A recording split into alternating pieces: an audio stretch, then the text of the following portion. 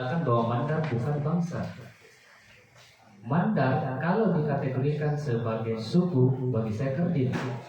Kalau dikategorikan sebagai bangsa, saya lebih sepakat. Karena ada kesamaan budaya, tradisi, kesenian, bahasa, dan segala macam. Mungkin itu menjawab pertanyaan pertama. Oke. Kemudian pertanyaan kedua, dari manakah Mandar ini? Oke, kita bicara Islamisasi. Tadi saya mengatakan abad ke-16 atau sekitar 1500-an lebih. Mulai dari yang tertera di buku itu atau di catatan budayawan kita, itu perjanjian Tambejarra dan Al-Lamma Batu Duluyo. Itu abad 16. Belum Islam secara catatan buku sejarah. Karena catatan buku sejarah itu abad 17. Ada di kesejarahan Pambowang dan ada di kesejarahan Balanipa. Kemudian tadi saya mengatakan Boco Alu Sendana Tarakmanu itu abad kira-kira abad ke-9 atau 10. Itu belum Islam. Nah, nafas-nafas Islam itu kemudian dikatakan dari mana? Pertama, tadi saya tidak katakan tentang nilai-nilai di dalam kebudayaan Mandar. Tapi coba kita kaji bersama. Saya pernah meneliti di wilayah Kecamatan Pambuang, tepatnya di wilayah adat Adolang. Ternyata mereka itu pula punya 5 base ammemanganna adat Tuo di Adolang. Semacam Pancasila. Berarti ini bukan suku. Tadi saya nggak bicara suku, perburuan dan segala macam. Tetapi ada sistem yang berjalan di dalamnya. Yang pertama, Woro Wali-Wali, mufakat, musyawarah, Pak Lalo Wali-Wali, saling menghormati, menghargai. Kedua, Sakbi Wali-Wali. Mungkin tidak awam jika kata Sakbi, si Pak Sakbi tahu. Kemudian Tutu Wali-Wali dan terakhir Mamakko di Gautama. Kita bersatu pada perilaku yang benar. Karena kita mengacu kepada Pautongan, Paumacoa. Ada 3 nilai di Mandar itu. Doa Macoa, Gau Macoa, Kero Macoa. Ini sudah ada sebelum pengaruh Islam. Selain di Tinambung, Banggai, Salabose, Pemboang, Pundi, Putakda, saya mendatangi dan semua sepakat jauh sebelum Islam sudah ada nilai ini. Nah, hari ini setahu dan sepemahaman kita kan, oke lah, kita sepakati dulu sesuai dengan literatur yang ada abad 17 Islam. Mungkin kita mengenal bahwa keyakinan atau kepercayaan Hindu Buddha itu di Jawa pertama muncul. Tetapi secara penelitian terbaru hari ini, sekarang ini dewasa ini, itu ada di Mamuju dengan penemuan patung itu. Itu kita tidak tahu bahwa ternyata Hindu pertama mendarat di Nusantara ini itu di Mamuju. Itu penelitian baru. Padahal jauh sebelumnya itu bahwa dikatakan Hindu itu Jawa dari segi pakaiannya apa segala macam. Nah, pertanyaan tentang disebut apa Mandar sebelum Islamisasi, yaitu tadi Mandar sebagai nilai. Mandar itu bukan kerajaan sejauh penelusuran sejarah, karena tidak disebutkan ada kerajaan Mandar. Yang ada adalah kerajaan-kerajaan di dalam Mandar. Berarti mungkin ini Mandar, istilah ini dipakai kemudian dikembangkan menjadi semacam konstitusi. Itulah adat. Contoh, Maradia diangkat oleh siapa? Kita sebut Pambuangan. Contoh di Balanipa ada Api Banokayang. Di Pambuang ada Adolang. Di Sendana ada Putada. Itu diangkat oleh Pambuangan. Pambuangan ini siapa yang atur? Maelo-elo ini tidak, dia diatur oleh hukum adatnya sendiri. Bahkan ada yang mengatakan orang luar dari Mandar bahwa Mandar itu tidak memiliki hukum adat. Silakan kembali ke pengertian hukum adat. Apa itu hukum adat? Hukum yang berlangsung secara terus menerus di masyarakat. Aturan apa dia, baik secara lisan, tidak mesti tertulis. Itu hukum adat pengertiannya. Mungkin bisa dicek di Google. Nah, mungkin itu menjawab pertanyaan kedua dari saudara Fauzan. Terima kasih. Silakan ditanggapi kalau masih ada. Kalau mengatakan ini ya, kemarin saya juga sempat baca buku. Ini bukan buku ya, artikel, beberapa artikel yang saya dapatkan itu bahwa ternyata ada yang lebih tua dari hindu Buddha itu sendiri. Sering dikategorikan sebagai hindu Buddha, tapi ternyata bukan hindu Buddha, dan itu diyakini adalah agama yang melayani orang Manda. Yang sempat saya dapatkan itu masih berkembang di masa namanya Armok-Gondo. Nah, itu yang sempat saya baca kemarin. Nah, sementara kalau kita menyebut Islamisasi itu pada abad ke-17, kalau kita mau lihat bukti sejarah yang ada di Tosora itu dari makam CKI Jangan Senang Kubra ya, kalau saya tidak salah di Tosora itu kalau kita mau ukur ini sekitar abad ke-14 itu sudah ada. Nah, masjidnya juga itu lebih tua ternyata daripada yang ada di Salamusi. Nah, jadi sebenarnya apa ya? Saya masih ambigu mengenai catatan sejarah karena banyak versi, dan kita tidak menolak juga karena memang semuanya punya bukti-bukti sejarah. Dan menurut hikmat saya, beberapa budaya di Mandar itu ternyata lahir daripada budaya Islam itu sendiri. Dari yang saya baca buku tentang masuknya ajaran Islam di Nusantara, saya menemukan di Mandar peringatan 10 Muharram, Sokol Pitu, dan sebagainya, itu ternyata bukan budaya orang Mandar, tetapi budaya yang ada di luar sana, budaya dari Timur Tengah, yang dibawa ke Mandar dan dikemas dalam varian budaya Mandar, tetapi asalnya bukan dari Mandar. Misalnya ada Mawan itu Mawet tak dapat tadi ada Sabtu Arafah di Mali. Nah, itu yang sering kita dengar, yang sering kita katakan budaya Mandar, ternyata itu adalah budaya yang ada dari luar sana yang masuk ke Mandar. Jadi masih ambigu saya tadi mengenai Hindu Buddha, jangan sampai, karena memang kalau kita mau lihat dari segi kemiripan yang ada di masa itu memang mirip dengan Hindu Buddha, tapi mereka tidak mengakui bahwa itu adalah Hindu Buddha. Mereka mengatakan bahwa ini bukan Hindu Buddha, ada ajaran tersendiri. Memang mirip sekali dilihat dengan Hindu Buddha, tapi bagi mereka itu bukan Hindu Buddha. Nah, kalau memang bukan Hindu Buddha, ya ini dari mana? Apakah memang itu besar di Mandar, atau juga ada pengaruh dari budaya luar? Dan juga mengenai peradaban Afrika Makaya, sebenarnya tanda besar ini, apakah memang Mandar punya peradaban, atau orang luar yang menemukan pulau ini dan hidup di sini, atau mereka punya peradaban tersendiri?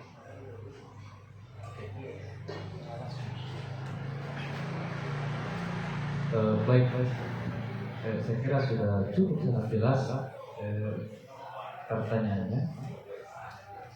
Kalau kita mau bicara Islam, kemudian Hindu Buddha, tadi saya katakan tentang becok lalu itu. Menurut literatur yang ada itu sudah ada istilahnya bendera cakra itu, tapi belum pasti. Inilah kelemahannya literatur. Belum pasti abad keberapa dia ada, tetapi di kata sendana itu sudah ada cakkurili, dan di cakkurili itu sudah bernapaskan Islam. Sehingga sebagian besar budayawan mengatakan bahwa Islam syariat mungkin abad ke-17, tapi Islam yang belum syariat, pelaksanaan sampai hari ini yang kita ketahui bersama itu sudah ada dan dilakukan. Contoh, orang akan ramai di masjid ketika sholat Jumat. Kemudian dia undung selalu dikategorikan dengan Buddha atau Hindu. Padahal orang-orang Mandar pun pada orang tua kita memahami bahwa undung itu pengharum ruangan, wangi-wangian. Hanya hal-hal yang spiritual. Kenapa kesannya spiritual? Karena mereka selalu memahami bahwa segala sesuatunya itu hidup. dengan caranya berzikir dengan caranya sendiri. Kemudian ada Mokrondo tadi. Saya dapat literatur termasuk sejarah lisan dari masyarakat mereka. Makanya sebagian juga ini pemangku-pemangku adat di Mandar ini menyatakan bahwa Ulu Sa'dan itu atau Pongka Padang itu hanya keturunan ketiga. Itu menurutnya, dan bahkan orang Toraja yang mereka yakini kenapa bentuknya kayak kapal itu karena mereka berasal dari pendatang yang ada di pegunungan. Kemudian orang Bone mengatakan bahwa mereka dipindahkan ke atas. Nah, di atas dia tiba di Gunung Putu. Saya lupa apa nama gunungnya itu. Di Entrekan. Mereka Alerio, ada Rai. Kenapa? Karena ketika Pongka Padang menikah dengan Turjekne ini kan erat sekali, kental di telinga bahwa ini adalah penyebutan istilah Makassar. Makassar itu ada sekitar abad keberapa dibandingkan dengan Mandar itu sendiri. Kenapa itu bisa naik moyang kita? Dia logis. Turjekne datang dari perairan naik ke Toraja, menikah dengan Pongka Padang.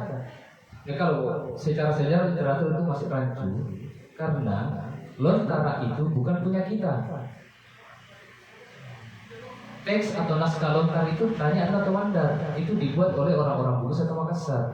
Orang Mandar ini hanya memakai hurufnya saja untuk menuliskan rapat-rapat, pertemuan-pertemuan adat, pepasan-pepasan dan segala macam. Karena kita punya huruf sendiri yang belum dibukukan. Saya lupa namanya tapi ada di Ulu Mandar. Dia pakai kulit pohon menulis, tapi tanya lontar sana, bukan dari dalam lontar dia tulis, atau buah lontar yang dijadikan tinta. Ya, itu masih banyak persepsi. Menurut kemudian pemahaman tentang adat Mokrondo, si Mata Solawet tarik Oka mengacu kepada pengertian adat tuo. Adat tuo bagi mereka itu sifat tuo. Contoh, misalnya ada permasalahan di wilayah mereka di Mamasa itu. Ketika ada satu masalah, contoh, Mapendo nenek nggak tahu terjadi hari ini di tahun-tahun ini 2022. Dia naik ke atas itu. Laki-laki ini bukan orang Mamasa, rawa Mitia. Tetapi apa yang dikatakan pemangku adatnya? Ada tuo ini. Ya secara bahasa mereka lah. Di sini itu ada tuo. Tuo itu sifat tuo tahu. Apa artinya? Didenda, boy, babi, atau sapi. Kebanyakan mereka babi. Itu dipotong dan dimakan secara bersama-sama baru mengadakan acara plus pernikahan. Itu yang mereka pahami sebagai adat tua dan itulah ada Mokrondo. Kemudian saya lanjut tentang kebudayaan itu tadi. Ada 4 dimensi kebudayaan di suku Bugis, Makassar, Mandar, dan Toraja. Kalau di Makassar itu ada kita mengenal istilah pengadakan. Jadi ketika ada kurang ajar, dia tidak sesuai dengan aturan adat. Mau kita ada pengadakan, pengadakan. Di Bugis itu pengaderen. Di Toraja itu alu sholat atau kembali. Itu adatnya. Di Mandar itu oriara oriasa. Kan biasa dikatakan di Kalindanda atau di Pantarawala itu oriara oriasa pokoknya. Biasa ada seperti itu, sesuai ada kebiasaan. Itu menceritakan bahwa kita sudah punya sistem pemerintahan. Kemandirian orang Mandar dan karakteristik orang Mandar itu dicitrai. Contoh dari mungkin teman-teman tahu Pasatipo, pusaka. Jarang kita memakai galeko, Pasatipo. Secara filosofis itu benar-benar baik-baik. Itu sudah ada sejak zaman apa? Jangankan Pasatipo, Jambia saja itu para budayawan dan pegiat besi, para besi di Bugis sampai Makassar menyatakan bahwa benda atau besi tertua di Sulawesi itu mereka yang mengatakan itu adalah Jambia. Mana taruh di Citrayo, kiri kanan, maroro titik, maroro tandiwasi, mau parwe mau sale. Itu sudah bernafaskan Islam. kegunaan itu. Undul pun begitu. Tetapi kita belum tahu pasti mana Islam syariat dan melekat kuat di mandar kita. Apakah setelah adanya debur kita kayak Imam Labio atau seperti apa? Nah itu belum jelas di literatur dan belum disepakati secara umum. Mungkin begitu.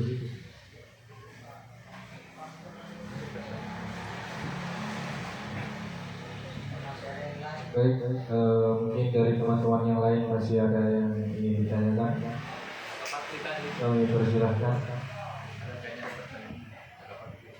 Kakak Bakli.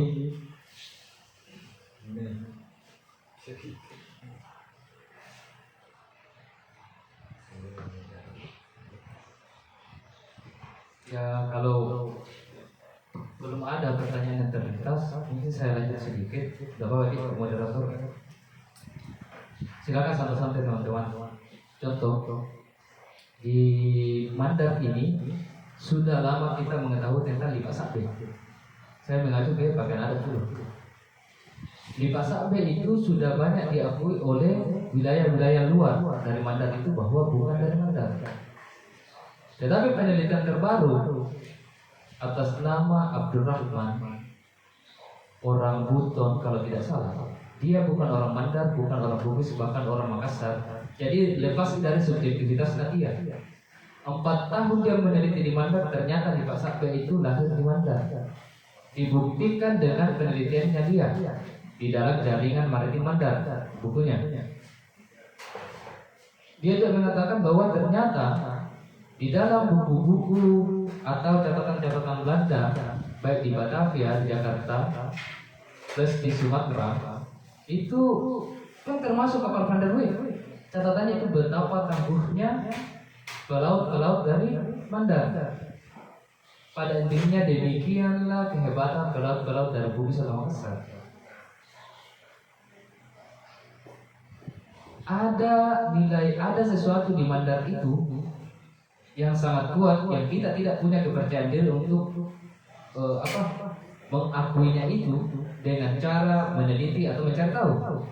Orang Batak mereka tidak menyebut lipa itu sebagai sarung, dia bawa sarung. Ini budayanya Batak sendiri bilang, saya lupa namanya. Mereka selalu mengatakan, coba ambilkan saya itu Mandar. Karena selain sarekat dagang Islam, ada sarekat dagang Mandar di Sumatera. Pada saat itu, makanya kenapa orang-orang Batak menyatakan bahwa penyebutan sarung bagi mereka itu Mandar. Nah, sebut kita Mandar lipa. Nah, teman-teman mungkin juga pernah mendengar istilah Padewakan, sebuah perahu besar, karena Pinisi yang berlayar sampai ke Australia. Ridwan Alimuddin menemukan fosilnya di Bababulo atau di Kecamatan Pambuang. Dan sudah ada pelabuhan di Pembuang. Ada dua pelabuhan besar di Mandar itu, di Pelabuhan Majene dan Pelabuhan Pembuang. Itu dikategorikan sebagai pelabuhan kembar. Pada abad ke-12 sudah ada pelayaran ke pesisir wilayah Madura. Itu sudah lama. Cuma pertanyaannya kenapa Mandar selalu dikategorikan muda? Karena secara administrasi mungkin mau lambe mau sasi atau mungkin berlayar orang Mandar selalu pakai stempel atau administrasinya Bugis kah, administrasinya Makassar, atau orang Mandar ada di dalamnya. Nah itu kemudian yang menjadi dasar pemikiran saya bahwa ternyata Mandar ini punya kebesarannya tersendiri. Kebesaran yang dimiliki adalah amal Piana. Sekarang sebagian besar masyarakat atau pemuda Mandar itu cenderungin nafikilat lawina, tidak berdasar kepada papasan tadi. Si mata uang ya udah yang buang. Tetapi dinilai filosofisnya papasan nama uang diwoco-woco iri dia. Sebisa mungkin itu diwoco-woco karena itu yang membuat kita dihargai di luar karena sifat kerendahan hati kita.